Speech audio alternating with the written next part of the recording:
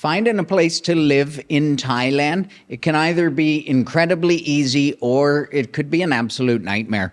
And the difference honestly comes down to how you do it. So in this video, I'm going to walk you through exactly how to find a house or condo in Thailand, whether you're buying or renting. We're going to talk about how leases really work, how utilities are handled, how to negotiate, and how to avoid the dumb mistakes that cost people time, money, and sanity. Believe me, this is an important one. So let me get my energy up with a little sniff of Yadom and welcome you to Thailand Housing 101.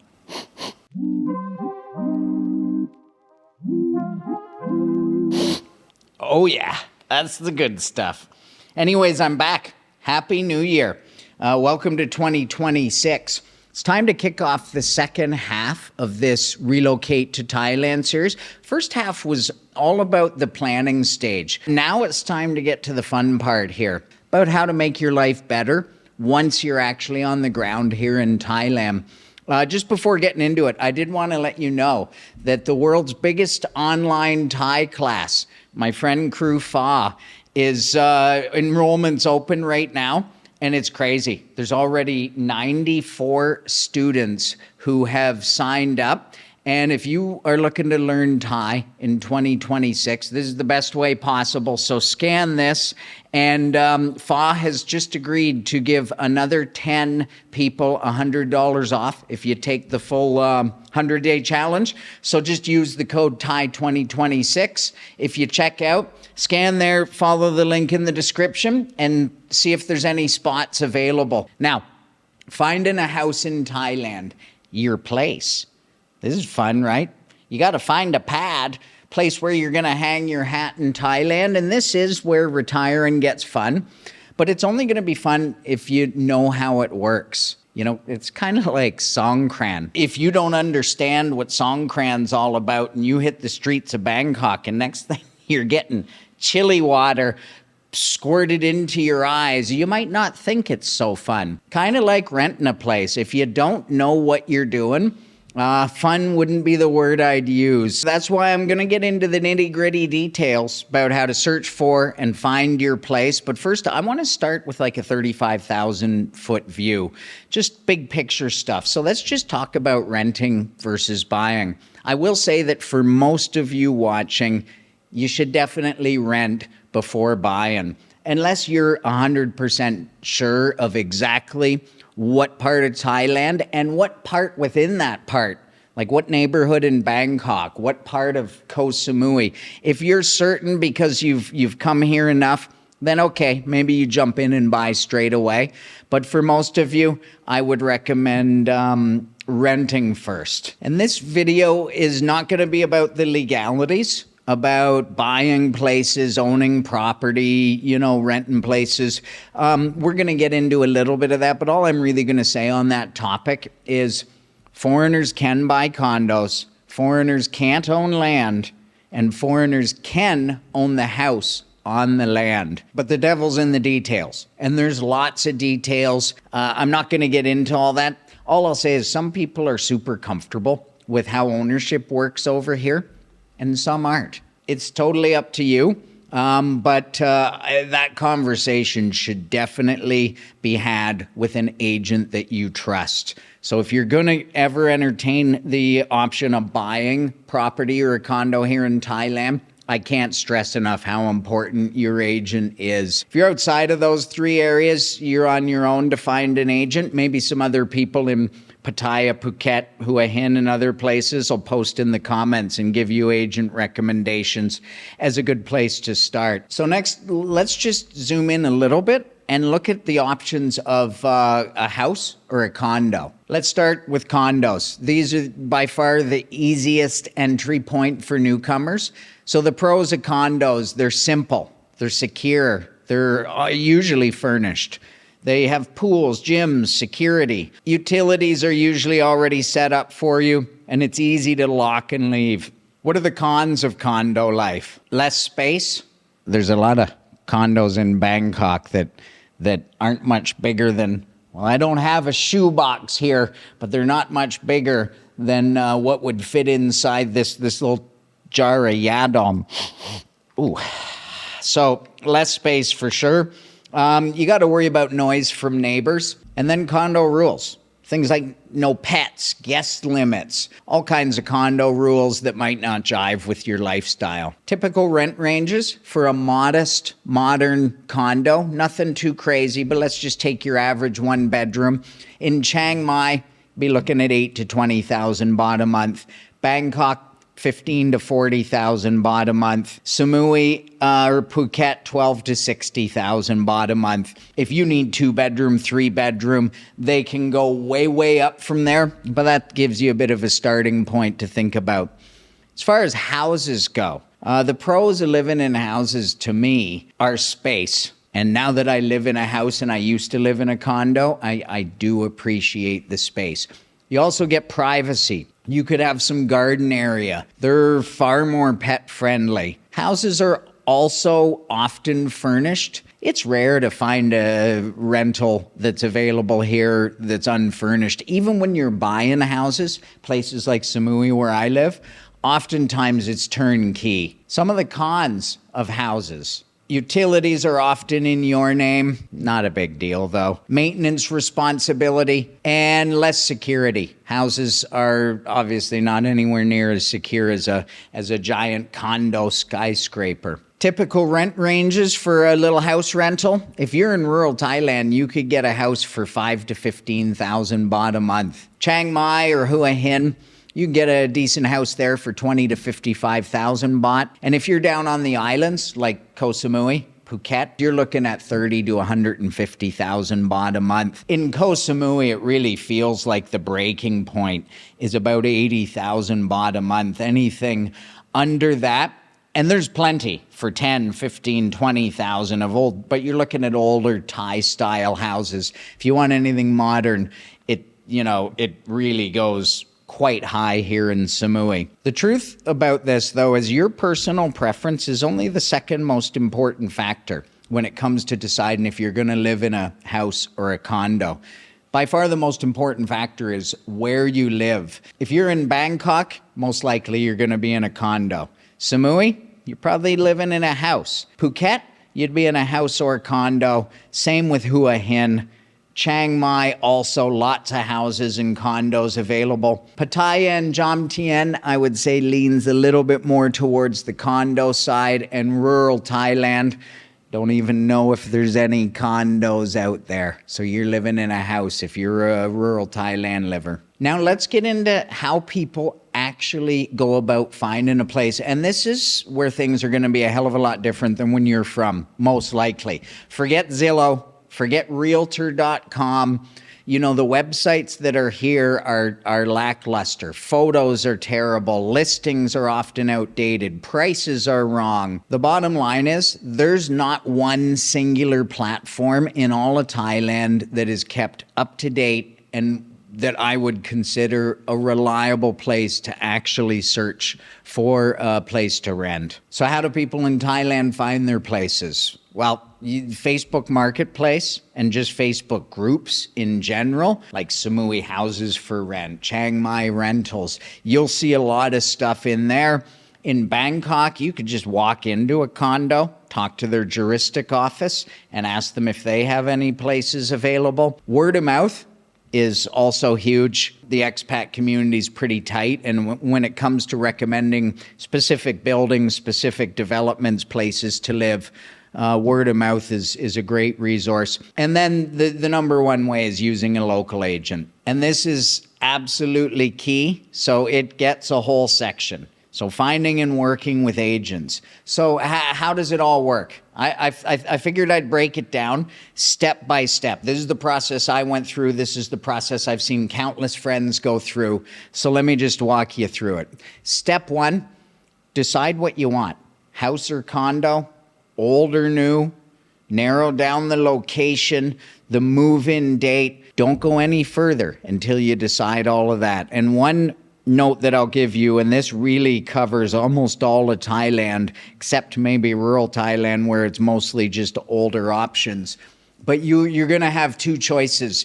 Either you want some space which means that for the same budget, you're going to need to get into an older condo building, maybe an older Thai style house, or you want modern luxury, at which point it's going to be smaller, so that's a fundamental decision that you're going to have to make.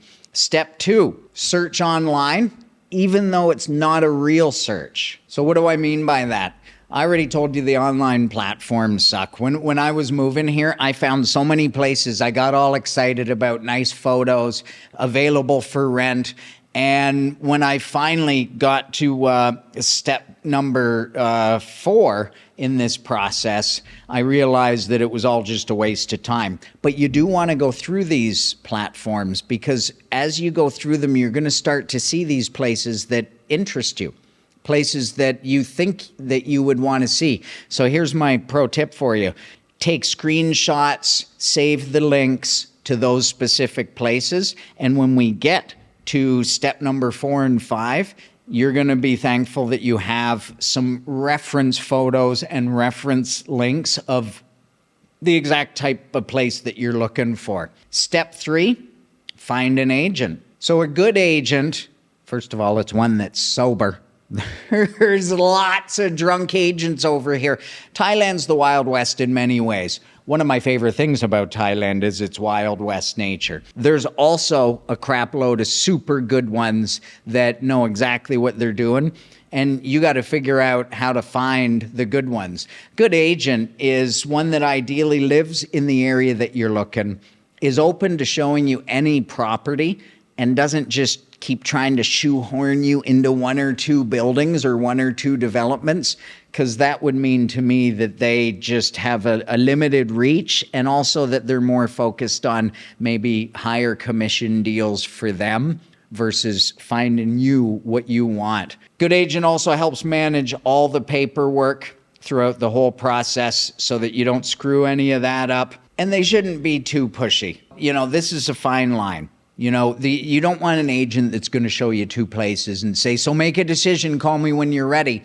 On the other hand, you don't want to be the type of customer that an agent takes you around for, 2 or 3 days, showing you 10 places and you can't make a decision. So find that balance and make sure you find a good agent. The best way to do that is through word of mouth, quite honestly. It's the only way. If you know someone who lives in Thailand, has an agent that they could recommend, then definitely listen to some people's advice. Go online, check out some forums looking for advice. So you found your agent. Step number 4, engage with an agent, but only when you're ready. Okay, so timing's different here than Canada, my home country. Not sure how it works in your home country, but in Canada, say you were looking for a place for April 1st to start a 12-month lease. If I was in Canada, the best time to look is 2 months before. It would actually be the first week of February, because everyone has to give 2 months notice when they move out, and so that's when all the best places are available. But in Thailand, if you start looking for a Bangkok condo 2 months before you're ready to move in, it's a little bit early. They're pretty much ready. They're looking for people who are looking to move in this month or at the latest next month. So if you call an agent up and say, hey, I'm looking for 3 or 4 or 5 months from now, you're not doing anyone any favors, including yourself. Make sure that you engage your agent, but only when you're ready. Step number 5, time to tour properties. This is the fun part. Usually 2 or 3 half days for viewings. One thing is that if you're in this 2 or 3 days of showings things, if you see one that you absolutely love, take it. It's a dynamic market. Places don't last that long. So if you see one that you don't want to miss out on, take it right then and there. And move straight away to number 6, which is just simply choosing your place. Then that takes you to step 7, which is finalizing your lease or purchase agreement. And close that bitch. Close it, baby. You got your first Bangkok pad. Exciting. And this deserves its own section, all about negotiating a lease. And I want to point out that I'm not going to be talking about negotiating a purchase agreement. There's just way too much to cover in that topic, way too many variables. So, again, if you want to talk about purchasing something, that's a conversation to have with your agent. We're going to look at leasing a place. First of all, you want to negotiate rent. Never hurts to ask, as my dad used to say. You also want to establish your move-in date and lease length. Most leases are 12 months, particularly in Bangkok. Koh Samui, there's a lot of options for, 6-month rentals, 3, 4, 5-month rentals, because you get a bit of these winter snowbird types. You're going to want to understand your utility rates. One thing that you'll notice in Thailand is you can pay 2 different electric rates, and it depends on who owns your unit. If you're in a condo building where each unit's individually owned and the unit's owner is your landlord, oftentimes the electric's marked up. There's nothing you can do about it unless you just choose to not live in a building with that situation, but it is something that you should understand. Parking. Do you need parking? If so, make sure it's in your lease. Any repairs or changes before moving in? For us, the last time I rented a condo in Bangkok, it had 2 bedrooms, each with a bed in it, but I wanted to set this up in bedroom number 2 to shoot videos like this. And I wanted a little office. So I asked them before signing a lease, can you get rid of the bed in bedroom number 2? Some back and forth with the landlord, they made it happen.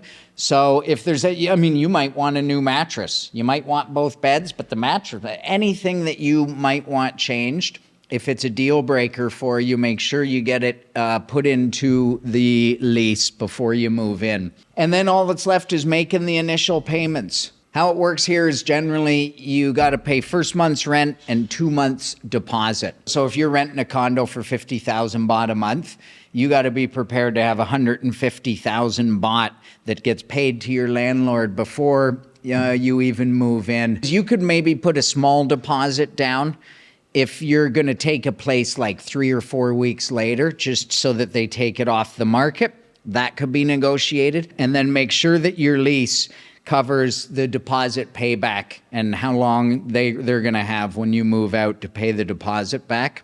Check that fine print for sure. Now that you got your lease, it's time to set up utilities. So electric, that's the biggest expense of all by far. And it all depends how much aircon you use. I'm an aircon junkie, I'll admit it.